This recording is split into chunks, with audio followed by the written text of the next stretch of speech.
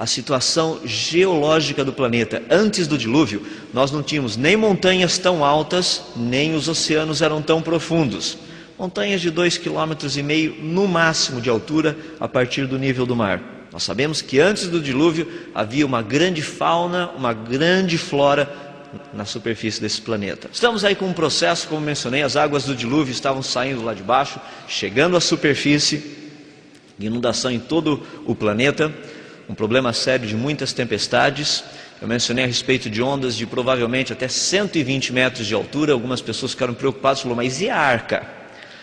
Só para vocês terem uma ideia, a arca de Noé, aquele caixotinho desse jeito, quando a arca estava nessa posição, se viesse uma onda e levantasse a arca poderia chegar a 75 a 80 graus no máximo, e o que aconteceria depois que a onda passasse, ela caía de novo. Ela não capotaria por causa da estabilidade dela. Lateralmente, essa arca poderia virar até 60 graus e ela cairia de volta. É muito estável o negócio. Questão da Pangeia. Eu vou usar algumas computações gráficas só para a gente ter uma ideia de como o negócio funciona. Aqui vocês estão vendo a Pangeia, ou seja, a formação dos continentes e das cadeias de montanhas. Observe um pouquinho o que teria acontecido durante o dilúvio. Praticamente você tem uma rachadura e você tem a movimentação dessas placas continentais, formando os continentes. Durante o dilúvio, durante esse tempo que a Terra esteve inundada. Essa é a proposta. Deu para perceber o que aconteceu com os continentes? Nós vamos ver um pouquinho mais em detalhes. Até cerca de mais ou menos 30 anos atrás, desculpe-me, nós tínhamos a ideia de que o fundo dos oceanos era algo perfeitamente plano, igual ao fundo assim da praia. O negócio é que nós tivemos uma grande surpresa com um satélite chamado Seasat, satélite do mar. O alvo desse satélite, a princípio, era medir a elevação dos continentes. Colocaram esse negócio em órbita, ele ficou dando umas voltinhas e voltinhas e voltinhas, e os caras falaram, tem alguma coisa errada. Quando ele passa em cima do oceano, o oceano não é certinho. Tem lugares no oceano que ele é mais alto, tem os lugares que ele é mais baixo. Você vai falar, é óbvio, isso é onda. Não, não é onda não. Por exemplo, as ilhas do Havaí, por causa da gravidade naquela região, fazem com que o Oceano Pacífico naquela área suba mais de 150 metros. Se você medir o nível do mar no Havaí e medir o nível do mar no Oceano Pacífico, lá no meio onde não tem nada, no Havaí o nível do mar é 150 metros mais alto do que no resto. O pessoal começou a medir isso aí falando, tem alguma coisa errada. E ao estudar eles descobriram o que estava errado. O fundo do oceano não é plano. Isso é o que eles descobriram ali no fundo dos oceanos. Um negócio totalmente maluco. Só que é o contrário. Aquela parte preta que vocês estão vendo são os continentes. A parte verde, amarelo, laranja, ali, a outra, está dando profundidades. Ou seja, o fundo dos oceanos tem uma cadeia fantástica de montanhas, que é mais ou menos aquilo que vocês estão vendo ali. A maior cadeia de montanhas, 74 mil quilômetros ininterruptos de montanhas, se encontra no fundo dos oceanos. Pergunta, não tem placa tectônica se mexendo ali. Como é que se formaram essas cadeias de montanha? Isso foi um problema e ainda é um problema para todo mundo. Como é que surge montanha no fundo dos oceanos? Todas as teorias nos dão ideias, mas a gente não sabe de onde teria vindo a força para fazer o negócio. A teoria das hidroplacas propõe algo mais ou menos assim. Imagina uma mola comprimida, apertada, com 2 pedacinhos de madeira em cima dela. A partir do momento que eu separar os pedaços de madeira, ou seja, agora a mola não tem mais pressão em cima dela ali no meio. O que aconteceria com essa mola? Ela faz aquela curvinha por causa da pressão dela. E se a gente fizesse isso no fundo dos oceanos? Em cima, agora embaixo d'água. Tudo embaixo d'água. Aqui vocês teriam do lado direito a África, do lado esquerdo a América. O que você tem é granito em cima, basalto embaixo. As placas de granito estão se separando. O basalto embaixo não tem mais pressão em cima dele. Aquela distância no meio é literalmente a rachadura, aonde a rachadura passou. Fez com que houvesse uma separação ali. Olha que coisa interessante que acontece com a rocha no fundo dos oceanos. Pelo fato da Terra ser redonda, ela apresentaria rachaduras latitudinais e longitudinais, ou seja, desse jeito e desse jeito, que é como vocês estão vendo ali. O que é fascinante nisso, olha o fundo dos oceanos. É exatamente o que a gente vê no modelo computacional, é exatamente aquilo que a gente trabalha. Um dia, a África e a América já estiveram ligados, como a gente está vendo ali. Por onde passou a rachadura?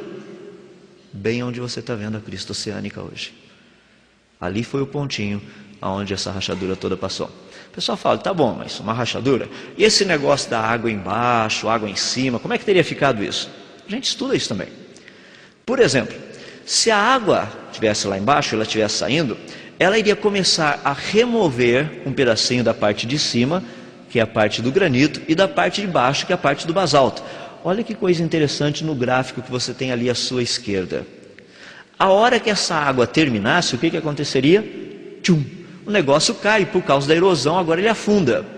O que nós teríamos praticamente seria uma praia muito grande e de repente um barranco caindo de vez para o fundo dos oceanos, que é exatamente o que a gente encontra em todos os continentes. As pessoas começam a perguntar, tá bom, mas e os continentes?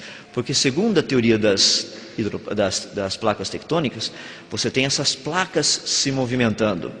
A teoria das hidroplacas propõe um processo muito mais simples. O que você tem embaixo dessa placa continental? Água. A água escorrega. A gente não passa por problemas de aquaplanagem de vez em quando. Você está dirigindo o seu carro, você faz uma curva naqueles dias de chuva, que quase ninguém sabe nada de chuva. Você faz uma curvinha assim, o que acontece? Seu carro vai embora, aquaplanagem, escorrega. Vamos ver o que teria acontecido nessa movimentação de coisas aí. Porque o grande problema que nós temos é para onde foi toda essa água do dilúvio. Aqui vocês estão vendo um continente todo embaixo d'água. Digamos, por exemplo, América. Estou ilustrando. Ela começa a se deslocar e olha o que acontece. Opa! Agora ela ficou compacta e mais alta. Um negócio que é interessante, as pessoas perguntam, mas para onde foi toda a água? A água não foi para lugar nenhum, está aqui no oceano. O contexto todo, que muitas pessoas têm dificuldade de entender, é que no fundo o que teria acontecido é algo bem simples, seria algo assim. Os continentes agora, ao se moverem, por causa do momento de inércia, eles foram compactados. Agora você tem oceanos mais profundos, porque agora a gente está em contato com o basalto direto lá embaixo, e ao mesmo tempo, por causa da compactação, você tem continentes mais altos. Ou seja, a quantidade de terra, de superfície de terra no planeta Terra, hoje é diferente daquela pré-diluviana. Os continentes hoje são menorzinhos. Se você somar a área de todos os continentes de hoje, não daria a área da Pangeia inicial. Os continentes são mais altos, os mares mais profundos. A água não foi para lugar nenhum, continua toda aí. O que é fascinante nisso é que a movimentação de um continente iria produzir algumas coisas interessantes como essas. Primeiro, à medida que um continente se movimenta, por exemplo, a América está movimentando para cá.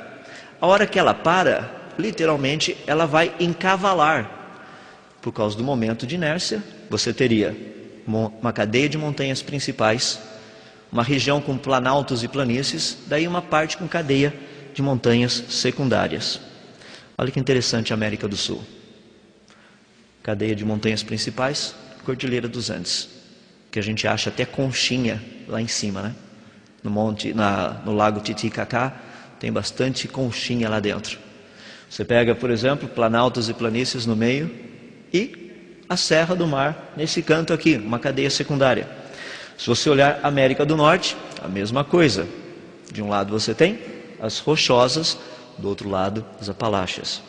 Isso acontece no mundo todo. Qualquer lugar que você olhar, você vai perceber cadeias principais de montanhas. Para os que se deslocaram para a sua esquerda, cadeia de montanhas na esquerda. Para os que se deslocaram para a direita, cadeias de montanha para a direita. Para os que se deslocaram para cima, na parte de cima.